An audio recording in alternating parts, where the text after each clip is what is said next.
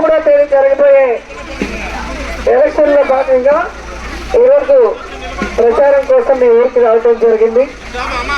ఇంతవరకు మీ అందరికీ ఊహ తెలిసినప్పటి నుంచి ఏ ముఖ్యమంత్రి అయినా మీ ఇంటికి బియ్యం కానీ పెన్షన్ కానీ వెల్ఫేర్ స్కీమ్స్ తెచ్చింది ఉందా? 58 నెలలు అన్నీ కూడా మీకు ఇవ్వడం జరిగింది. కానీ మీరు ఎలా ఉన్నారో ఒకసారి మీరు ఆలోచించుకోవాలి. ఈరోజు మీరు ఆలోచించాల్సింది ఒక్కటే, చంద్రబాబు నాయుడు 14 సంవత్సరాల అధికారంలో ఉన్నాడు. ఎంతమందికి పెన్షన్లు ఇచ్చినాడు, ఎంత ఇచ్చినాడు, ఎంతమందికి ఇళ్ల పట్టాలు ఇచ్చినాడు, ఎంతమందికి ఇల్లు కట్టించినాడు, ఎంతమందికి అమ్మఒడి ఇచ్చినాడు, ఎంతమందికి ఆసరా ఇచ్చాడు, ఎంతమందికి చేయూత ఇచ్చాడు. ఏమీ చేయకుండా ఎన్నికల ముందు అబద్ధాలు చెప్పి మిమ్మల్ని మాయ చేసి ఓట్లు దండుకొని ముఖ్యమంత్రి అయ్యాడు తప్ప చంద్రబాబు నాయుడికి మంచి చేయాలన్న ఆలోచన ఏ రోజు కూడా లేదు. ఈ రాష్ట్రం విడిపోయి అప్పుల్లో ఉంది, కష్టాల్లో ఉంది, నష్టాల్లో ఉందని 5 సంవత్సరాలు ఈ రాష్ట్రాన్ని గాలికి వదిలేశాడు, మిమ్మల్ని గాలికి వదిలేశాడు. కానీ అదే అప్పుల్లో ఉన్న రాష్ట్రాన్ని జగన్మోహన్ రెడ్డి గారు ముఖ్యమంత్రి అయ్యాక దాన్ని లాభాల బాటలోకి తీసుకొచ్చాడు తన సుపరిపాలనతో. పాదయాత్రలో ప్రజల కష్టాలు చూసి విని అవి దూరం చేయాలని ముఖ్యమంత్రిగా సంతకం పెట్టిన రోజు నుంచి మొన్నటి వరకు 58 నెలలు ఏ విధంగా ప్రతి ఒక్కటి మీ ఇంటి వద్దకే వచ్చి, మీ చేతికే వచ్చి, మీ అకౌంట్లోకి వచ్చే విధంగా లంచాలు లేకుండా, మీరు ఎవరి చుట్టూ తిరగకుండా, ఏ ఆఫీసుకు వెళ్లకుండా, ఎవరి కాళ్ళు పట్టుకోకుండా వచ్చింది. అది ఫస్ట్ గుర్తు పెట్టుకోవాలి.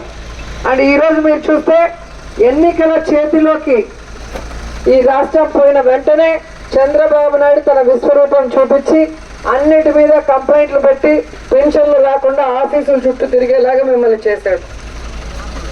చేయితో డబ్బులు పడకుండా ఎలా ఆఫ్ చేశాడో మీరు చూశారు.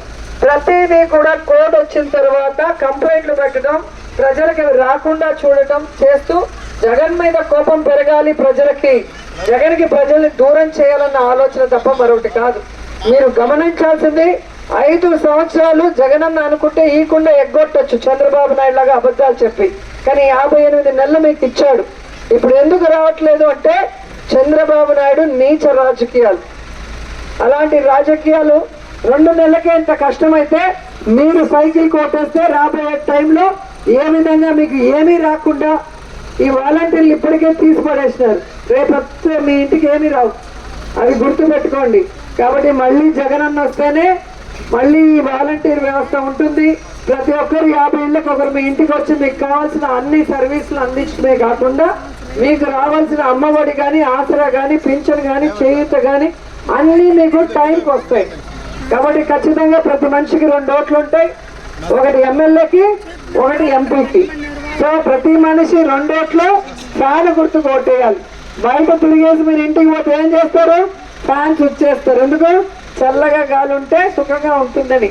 అలాగే పోలింగ్ బూత్ లోకి వెళ్ళినప్పుడు 3వ నెంబర్లో రోజమ్మ ఫ్యాన్ గుర్తుంటుంది. అది కొయ్యని నొక్కారు అనుకోండి, మీ పిల్లల భవిష్యత్తు బాగుంటుంది, మీ భవిష్యత్తు బాగుంటుంది, అన్ని సంక్షేమం అభివృద్ధితో రాష్ట్రం బాగుంటుంది. కాబట్టి మనసున్న నాయకుడు జగన్మోహన్ రెడ్డి ప్రజలకి కష్టాలు దూరం చేసే విధంగా ఈరోజు సచివాలయ, ఆర్బీకే, వెల్నెస్ అన్ని కూడా మీకు అందుబాటులో తెచ్చి మీ గ్రామాల్లోనే డాక్టర్లు వచ్చి మీకు మెడికల్ టెస్టులు చేసి మీకు మెడిసిన్స్ ఇస్తూ ఆపరేషన్ కూడా ఫ్రీ ఆఫ్ కాస్ట్ చేస్తూ పిల్లలకి నాడు నేడు కింద బడులన్నీ కూడా రెన్యువేట్ చేసి ఎలా అన్ని రకాలుగా మీకు అండగా ఉన్నారో గమనించాలి. సో మంచి వ్యక్తులు ముఖ్యమంత్రి అయితే రాష్ట్రం బాగుంటుంది. ఆనాడు వైఎస్ రాజశేఖర రెడ్డి గారు, ఈరోజు జగనన్న ప్రజల్ని తమ కుటుంబ సభ్యులుగా భావిస్తారు. కాబట్టి ప్రతి కుటుంబానికి ఒక కొడుకులాగా ఆలోచించి ఇంట్లో ఎంతమంది ఉంటే అంతమందికి కూడా మంచి చేస్తున్న ఏకైక ముఖ్యమంత్రి ఈ దేశంలో ఎవరైనా ఉన్నారంటే అది జగన్మోహన్ రెడ్డి. మీరు ఒకసారి బెంగళూరుకి వెళ్ళండి, కర్ణాటకకి, తమిళనాడు వెళ్ళండి, తెలంగాణకి వెళ్ళండి, ఎక్కడైనా 1000 రూపాయలకి పైగా పెన్షన్ ఇస్తున్నారేమో చూడండి. దానికి ఎన్నిసార్లు ఆఫీసులు చుట్టూ తిరగాలో చూడండి. ఎక్కడైనా అమ్మఒడి ఇస్తున్నారేమో చూడండి, ఎక్కడైనా ఆసరా ఇస్తున్నారేమో చూడండి, ఎక్కడైనా చేయూత ఇస్తున్నారేమో చూడండి. ఏ రాష్ట్రంలో ఎవ్వరు ఇవ్వట్లా, ఒక్క జగన్మోహన్ రెడ్డి. ఆయన్ని కాపాడుకోవాల్సిన బాధ్యత పేదవాళ్లకు ఉంది. పేదవాళ్ల ముఖ్యమంత్రి, పేద ప్రజల బిడ్డ. ఆ బిడ్డన మళ్ళీ ముఖ్యమంత్రి అవ్వాలి, ఈ రాష్ట్రం మళ్ళీ అభివృద్ధి వైపుకు పరుగులు తీయాలి, మనం అందరం కూడా సుఖంగా ఉండాలి. సో ఫ్యాన్ గుర్తుకు ఓటేయండి, జగనన్నని మీ ఆడపడుచైన నన్ను ఆశీర్వదించండి అని కోరుకుంటూ సెలవు తీసుకుంటున్నా. జై జగన్, జై జై జగన్, జగనన్న నాయకత్వం, జగనన్న నాయకత్వం, జై జగన్.